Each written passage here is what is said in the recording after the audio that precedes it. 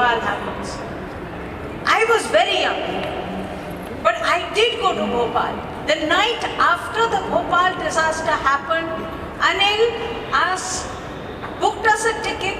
We both went to Bhopal, and I, like all of us, cannot forget the vision of death that I saw in the city.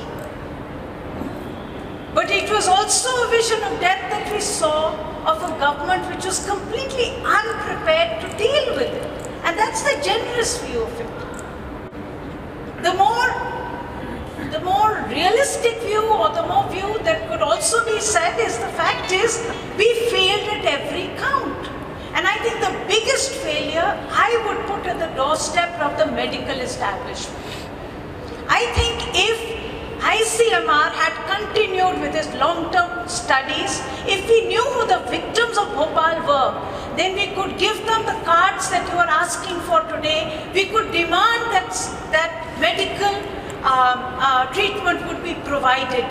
Today the court has said provide medical treatment, a super speciality hospital has been set up, but nobody knows who the victims are. Because what government says today and what government said a year ago, after all, a GOM was set up by the UPA government. The GOM headed by the then Home Minister, Mr. Chidambaram, again said that the only victims that we will recognize is the people who died that night in Bhopal. We don't recognize the victims that have come after Bhopal because we have no data. And government is very right in saying if we don't have data, how do we open up for claims? So the claims cannot be opened up. There is no data on who died subsequently, and as a result of it, we are back to square one. And that callous administration is what we cannot allow again. So I do definitely agree that what Mr. Naidu did, I'm not going to run it down because we need responsive administrations. But we also need a protocol which will come when a disaster like Bhopal happens. And again, I will disagree with all my co-panelists to say, because we are very cynical people as Indians. We basically run down here. But I will still say to you, India has not had a Bhopal type incident after Bhopal. And it has not had a Bhopal type incident after Bhopal partly before, partly. Also because of the number of laws that we brought in post-Bhopal. Bhopal may not have gained, Rajkumarji, and that I agree with you, and I agree with you saying that how can the rest of the country gain? That is not fair. But the fact is, Bhopal has given us something. It gave us the Environment Protection Act, it brought amendments to the Factory Act, it gave us a Hazardous Waste Act, it gave us a Transportation of Waste Act, it has given us a number of laws. But that said, let us also be clear that we may have stopped the Bhopals from happening, but we have not stopped the slow Bhopal from happening or the mini Bhopals from happening. All of you read papers, and Abhilashji edits a paper. I will tell you that you must have read 2 incidents. It is almost like everybody is waiting for Bhopal to happen. Yesterday, 30 kilometers from Bhopal, there was a chlorine gas leak. Yesterday. Day before night, at midnight, a tanker went and discharged its toxic effluents in Ulhasnagar near Mumbai, and 300 people were hospitalized because that tanker was carrying hazardous waste.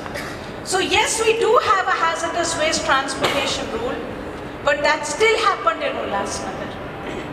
We do have a Factories Act, but that chlorine leak did happen 30 kilometers from Bhopal as of yesterday morning. It was reported in today's newspaper. So it is also very clear to us that if we are standing today when we will do more industrialization, we need to make sure that we do the Bhopal 2.0. That is the agenda for now. The agenda for now is, 1, to clean up the site in Bhopal. And I would say to anyone who lives there, Rajkumarji, and we have come to Bhopal, and I have both Chandra Bhushan and I have come to appeal to the people of Bhopal that this contamination is sitting in your backyard. It is contaminating your groundwater.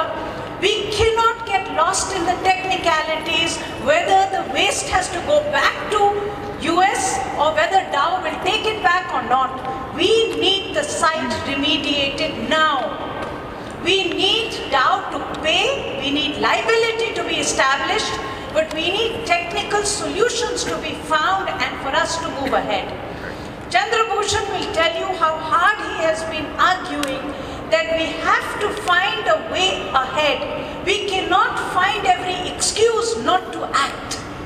Because that's what a big disaster like this does. You find every technical reason to say, I cannot burn this waste because it will create dioxin. But I will not even allow a trial of that waste to check whether it will give dioxin. And as a result of it, nothing happens. That clearly is unacceptable. The Bhopal 2.0 first agenda has to be, we have to clean the waste. The second agenda is we have to establish liability. The case is ongoing in the High Court in Madhya Pradesh. It cannot be rolled back. The Supreme Court has said very clearly criminal liability can be established. We know that this pollution is there because when the factory was operating, it can be done. We can use this to do what Chandra Bhushan just said, to strengthen the corporate criminal liability when it comes to industrial disasters. We are not against industrialization, but we need to make sure we have all the checks and balances to make sure that this happens and happens well. And the last agenda has to be, the Bhopal 2.0 has to be to strengthen our institutions. We cannot have such weak institutions for governance. We've created all the laws, but we have no enforcement system. We have no monitoring that happens, no monitoring at all. When I am told, Indira ji, that government is diluting and clearing projects, I don't care. Government can clear all the projects they want because even last government was clearing all the projects. I want enforcement. I want monitoring. I want to know that when a project is cleared with the conditions of clearance given, if anything is not done, then the company is held accountable. Somebody has to go to jail.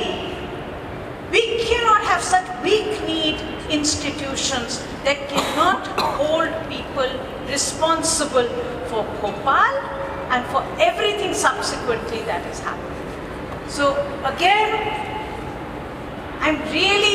I think all of us at CSC are very moved that you are here, that you have joined us today, because for us the most important effort will be to keep Bhopal in our consciousness. Vijayji, you said it so beautifully, I cannot even say it like that. You said it so beautifully. Any society which loses its memory is a society which is doomed. And this is our memory. We may have gone wrong. That does not mean that we cannot hope to go right tomorrow. But if we lose, if we forget that we went wrong, what happened, then we will never go right tomorrow.